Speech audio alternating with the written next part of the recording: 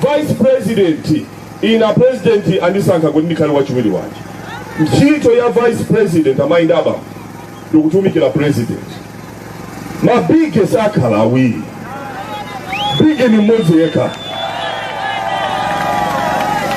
Vuto mene makhalabo padziko kuti lisokonekere ndi pamene vice president amaziganiza nayenso ndi bige.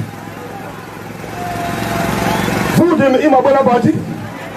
Ntchito ya vice president ndikubwera kutolera chimodzi chimodzi kulumikizana na amalawo kukauza president zoona zokazoka. Ndabira kuti kombo andiuza chakuti tabwe aupempa ma ambulance aupempa chakuti then ntchito ya vice president. Bigi ni modzi yekha, president ni modzi yekha, mabigi sakhala awiri.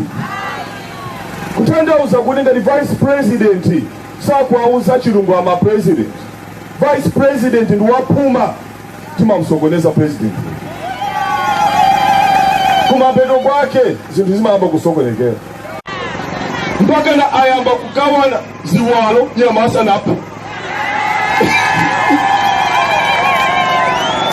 Ayamba na kale wina kuti iyayi nditenga mutu, wina iyayi mwendo, wina muyayi ndikufuna mwendo. Kodi nanga atati ayendetse koma kukhala nkhondo ndi kumene ikhala chipwirikiti.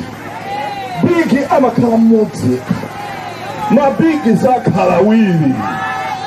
Kulibe kandi deputy president kandi vice president, bigi ndi mmodzi yekha. Tikuvana bwino bwino.